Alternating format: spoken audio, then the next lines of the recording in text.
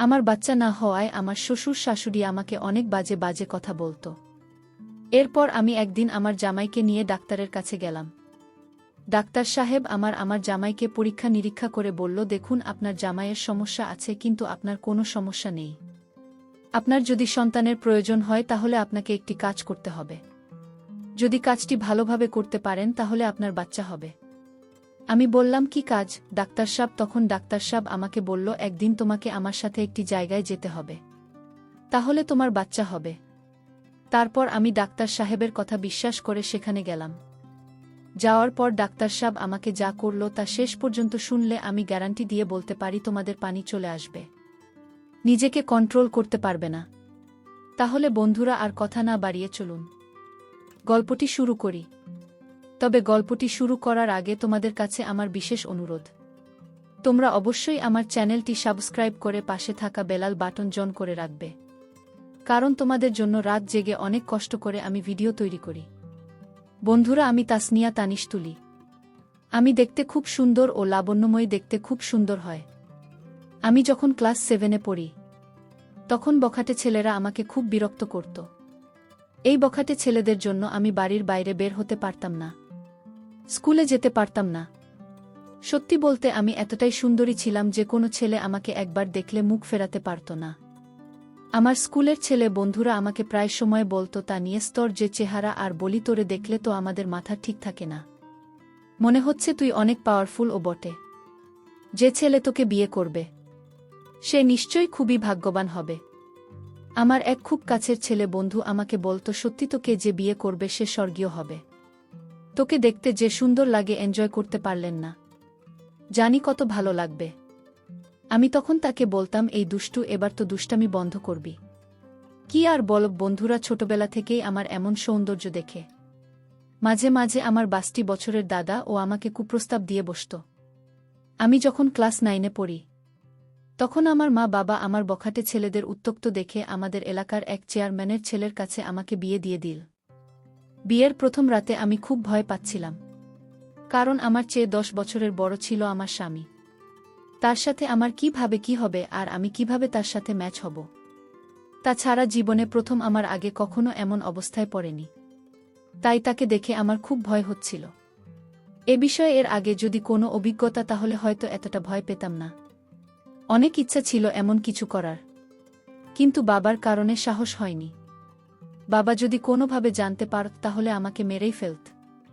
যাই হোক, বাসর ঘরে আমি বসে বসে এই ব্যাপারে চিন্তা করছি, আর মাঝে মাঝে ভাবছি যে আমার থেকে 10 বছরের বড়, তার সাথে আমি কুলিয়ে উঠতে পারব কিনা। এই বিষয় নিয়ে চিন্তা ভাবনা করতে করতে হঠাৎ দেখি কে যেন আমার ঘরের দরজা খুল। চোখ মেলে চেয়ে দেখি আমার স্বামী পুরো বাসর ঘরের প্রস্তুতি নিয়ে আসছে। আমার স্বামী দেখতে খুবই সুন্দর ও হ্যান্ডসাম, একেবারে জামাইয়ের সাজ এসেছিল। তাকে দেখে সেদিন আমার খুব ভাল লেগেছিল। সে রুমে এসে দাঁড়াতে আমি তার পায়ে ধরে সালাম করলাম। তারপর তিনি আমাকে তুলে বিছানায় বসিয়ে দিল। খুব ভালো লাগার মতো একটি পরিবেশ ছিল তখন। চারদিকে গাঁদা ফুলের ঘ্রাণ, জীবনে প্রথম এমন পরিবেশে আমার অনেক ভাল লাগছিল। তার কিছুক্ষণ পর আমার স্বামী আমার সাথে বাসরঘরের আনুষ্ঠানিকতা শুরু করল। প্রথমে তাকে দেখে ভয় হয়েছিল, কিন্তু পরে আস্তে আস্তে আমার ভয়টা কেটে গেল। সত্যি বলতে কি, তাকে দেখে আমি রকম ভেবেছিলাম, আসলে সেরকম না। তাকে দেখতে অনেক শক্তিশালী এবং হ্যান্ডসাম মনে হলেও তার ভিতরের দিকটা মোটেও শক্তিশালী ছিল না। তাই সেদিন তার সাথে আমার খুব বেশি হয় নাই। অবশ্য সেদিন রাতে অনেক গল্প করেছিলাম। আমরা গল্প করতে করে এভাবেই বাসর রাত আনন্দ করে আমাদের সময়টা পার করলাম। সেই রাতটি সত্যিকার অর্থে আমার জীবনের একটি স্মরণীয় রাত ছিল। খুবই মনোমুগ্ধকর রাত ছিল আমার জীবনে। আমরা সেই রাতে অনেক আনন্দ ফুর্তি করে আমাদের বাসর রাতের আনুষ্ঠানিকতা শেষ করলাম। এইভাবে আনন্দ ফুর্তির মাধ্যমে আমাদের দাম্পত্য জীবন চলতে লাগল। দেখতে দেখতে আমাদের দাম্পত্য জীবনের প্রায় 4 বছর হয়ে গেল। কিন্তু দুঃখের বিষয় হল, আমাদের এখন পর্যন্ত কোনো বাচ্চা কাচ্চার মুখ দেখা হলো না।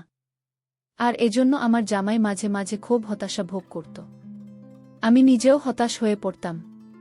এরপর একদিন আমার জামাই আমাকে বলল, শোনো তানিজ, আমার মনে হয় কারো না কারো কোনো সমস্যা আছে।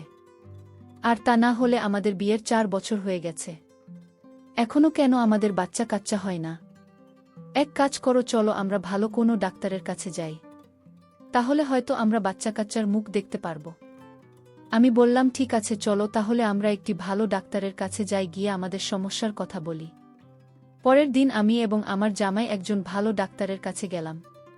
শিলিগুড়ির খুব নামকরা ডাক্তার তিনি, তার প্রশংসা আছে অনেক। ডাক্তারের কাছে গিয়ে আমার সমস্যার কথা খুলে বললাম।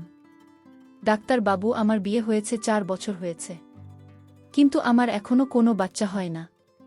ডাক্তারবাবু, আমাদেরকে একটু ভালো করে পরীক্ষা করে দেখেন, কি সমস্যা, আমাদের কেন বাচ্চা হয় না? এরপর ডাক্তার সাহেব আমাদের দুজনকে পরীক্ষা করলেন। আমাদের দুজনকে পরীক্ষা করে ডাক্তার সাহেব বললেন, মিস তানিস, আপনার স্বামীকে একটু বাইরে যেতে বলেন, আপনার সাথে আমার একটু পার্সোনাল কথা আছে। এরপর আমার স্বামীকে ডাক্তার সাহেব একটু বাইরে পাঠিয়ে দিলেন। এরপর ডাক্তার সাহেব আমাকে বললেন, মস্তানির পরীক্ষার রিপোর্টে পরিষ্কার বোঝা যাচ্ছে আপনার কোনো সমস্যা নেই, কিন্তু সমস্যা আপনার জামাই। আর আপনার জামাইয়ের যে সমস্যা ধরা পড়েছে, আমার মনে হয় না যে আপনার কোনো দিন বাচ্চা হবে। আমার মনে হয় না যে আপনি কোনো দিন মা হতে পারবেন। তবে একটি কথা, আপনার যদি সন্তানের খুবই প্রয়োজন হয়, তাহলে আপনাকে একটি কাজ করতে পারেন। যদি কাজটি করতে পারেন তাহলে নিশ্চয়ই বাচ্চা আপনি আশা করতে পারেন। তবে কাজটি খুবই গোপনীয়। এই কাজটি করার পর আপনি আপনার জামাই সহ কাউকে কোনোদিনও বলতে পারবেন না। যদি বলেন তাহলে বাচ্চা হবে না। আমি বললাম, কি কাজ ডাক্তার সাহেব?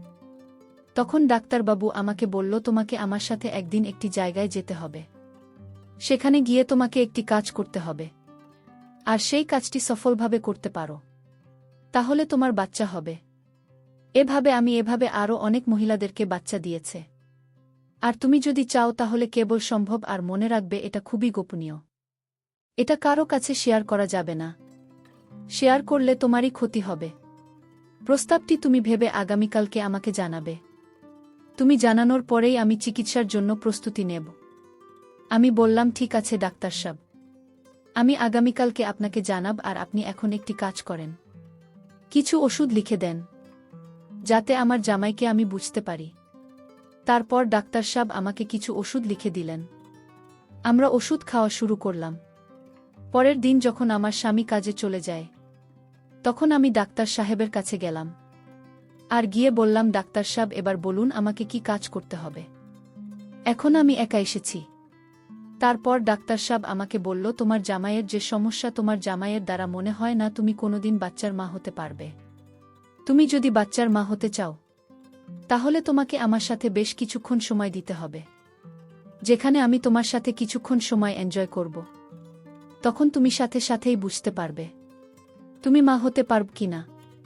আর এই পদ্ধতিতে আমি অনেক মহিলাকে বাচ্চা দিয়েছি। তুমি যদি আমার কথায় রাজি থাকো তাহলে তুমি আগামীকালকে আমার জয়া বাংলো বাড়িতে চলে আসবে। তোমাকে আমি অনেক আপন মনে করে কথাগুলো বলেছি। আর এই নাও আমার মোবাইল নাম্বার। আসার আগে আমাকে একটি ফোন দিয়ে আসবে। ঠিক আছে, এখন তাহলে তুমি আসো। ডাক্তার সাহেবের কথাগুলো শুনে আমার মনে হলো যে মাথায় আকাশ ভেঙে পড়ল। তখন কি করব কিছুই বুঝতে পারছিলাম না। আর এদিকে আমার বাচ্চা না হওয়ার ফলে আমার শ্বশুর শাশুড়ি থেকে শুরু করে আমার জামাইও আমার প্রতি খারাপ ধারণা হয়ে গেছে। আমার স্বামী কখন যে কি করে বসে, আমি কি করব কিছুই বুঝতেছিলাম না, তাই খুব চিন্তায় পড়ে গেলাম। এখন আমার যে একটি বাচ্চার খুবই দরকার, তাহলে সবাই খুশি। তারপর ডাক্তার সাহেবের কথা শুনে আমি আস্তে আস্তে বাড়িতে চলে আসলাম।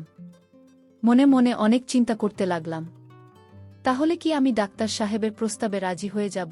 যদি রাজি হয়ে যায় তাহলে তো আর কেউ দেখবে না, আর আমি তো মা হতে পারব। মা হওয়ার লোভে আমি ডাক্তার সাহেবের প্রস্তাবে রাজি হয়ে গেলাম।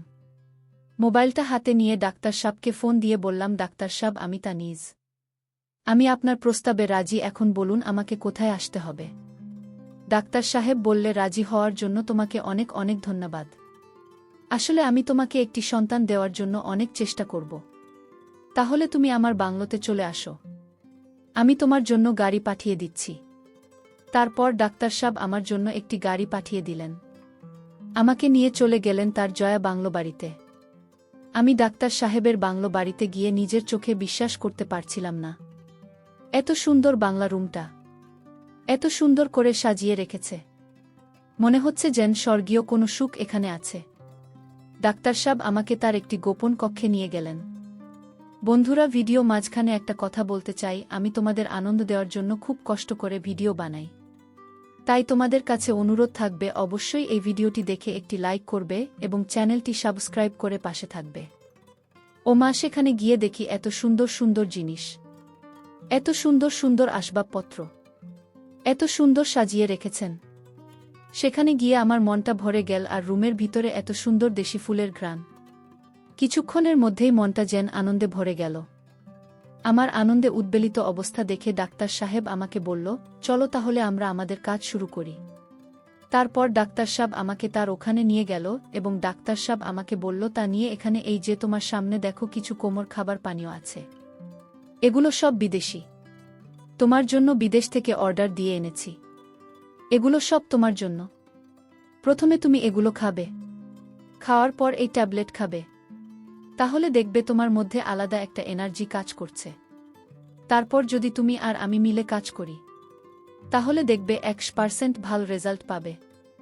আমি ডাক্তার সাহেবের কথা মতো এই ওষুধগুলো খেলাম। ওষুধগুলো খাওয়ার পরে ওই বিদেশি কোমল পানীয় খেলাম।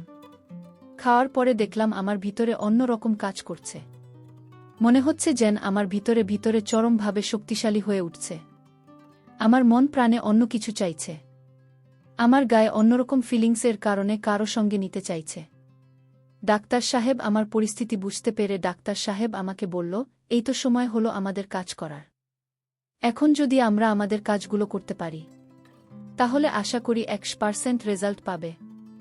এই বলে ডাক্তার সাহেব আমার সাথে এক ভিন্ন রকম আচরণে মেতে উঠল। ডাক্তার সাহেব যখন প্রথম কাজ শুরু করবে, তখন তার প্রস্তুতি দেখে আমি একটু ভয় পেয়ে গেলাম। তাকে দেখে আমার কাছে মনে হলো যে বিদেশি কোনো এক পালোয়ান। প্রায় লাগাতার 2 ঘন্টা কাজ করার পর আমাদের মধ্যে স্বস্তি ফিরে পেলাম। কি ভয়ানক রূপ ডাক্তার সাথে! সেই দিন ডাক্তার সাহেব প্রায় সব কিছু লণ্ডভণ্ড করে দিয়েছিল। আর সেই দিন মূলত আমি অনেক শান্তি এবং সুখ পেয়েছিলাম, যা আমার জামাই 4 বছরেও দিতে পারিনি। এইভাবে আনন্দ করে আমি ডাক্তার সাহেবের ওখান থেকে বাসায় চলে আসলাম। 3 মাস পর আমি অনুভব করলাম আমি সন্তান সম্ভবা। তারপর আবার সেই ডাক্তার সাহেব এর কাছে গেলাম। ডাক্তার সাহেব আমাকে পরীক্ষা করে দেখল আমার একটি নয় 2টি বাচ্চা। ডাক্তার সাহেব রিপোর্টটি হাতে নিয়ে আমাকে হাসতে হাসতে বলল, তা নিয়ে সুখবর আছে। আমি বললাম, কি ডাক্তার সাহেব? ডাক্তার সাহেব বলল, তোমার তো একটি নয় 2টি বাচ্চা হবে, তোমাকে তো তোমার ডাবল মিষ্টি খাওয়াতে হবে। আমি বললাম, ডাক্তার, সব মিষ্টি তো আপনি আমাকে খাওয়াবেন, সবই তো আপনার জন্যই সম্ভব হয়েছে, আর কি খেল দেখালেন? আমার জামাই 4 বছরে একটি দিতে পারল না, আর আপনি একদিন এই 2টি দিলেন। আপনি তো স্যার ডাবল সেঞ্চুরিও করে ফেললেন। এখন আপনি আমাকে মিষ্টি খাওয়ান। তারপর ডাক্তার সাহেব আমাকে রেস্টুরেন্টে নিয়ে মিষ্টি খাইয়ে আমাকে বিদায় করলেন, আর আমি বাড়ি চলে আসলাম। তারপর নির্দিষ্ট সময়ে আমার কোল উজাড় করে 2টি সন্তান হল, একটি মেয়ে আর একটি ছেলে। সন্তান পেয়ে আমার শ্বশুর, শাশুড়ি, জামাই এবং জামাইয়ের আত্মীয় স্বজন সবাই খুশি হল।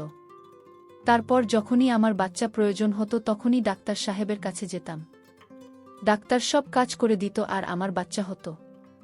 এইভাবে এখন আমি 4 সন্তানের জননী। ছেলে মেয়ে, শ্বশুর, শাশুড়ি এবং জামাই সহ এখন আমাদের খুব সুখী পরিবার। বন্ধুরা, তোমরা সকলে আমার জন্য একটু দোয়া করবে। হয়তো আমার জীবনে অতীতে একটি ভুল হয়েছে, আর এই ভুলের জন্য হয়তো আমার জামাই এবং জামাইজের পরিবারের লোকেরা দেয়। আর তা না হলে আমার এত বড় ভুল হতো না। তাদের প্রয়োজন সন্তান, যে কারণে আমি সন্তানের জন্য এরকম ধরনের অন্যায় করতে বাধ্য হয়েছিলাম। যাই হোক বন্ধুরা, এই সকল ঘটনা কেবলমাত্র আমার মধ্যে সীমাবদ্ধ ছিল। আমার জামাইয়ের পরিবার সহ কেউই বিশেষ জানত না। পরিশেষে বন্ধুরা, আমি তোমাদেরকে বলবো, তোমরা যারা আমার মতো এরকম ধরনের সমস্যায় আছো, তারা কখনোই নিজের দোষ অন্যের উপর চাপানোর চেষ্টা করো না, তাহলে ভালোর চেয়ে খারাপ হয়ে যাবে, যেমনটি হয়েছিল আমার জীবনে। সত্য বলতে বন্ধুরা, এই দুনিয়াতে সন্তানের পিতা মা ছাড়া কেউ জানে না। বন্ধুরা, আজকের গল্পটা এখানেই শেষ করলাম। এরকম মজার মজার ভিডিও পেতে চ্যানেলটি সাবস্ক্রাইব করে পাশে থাকা বেলাল বাটন জোন করে রাখবে।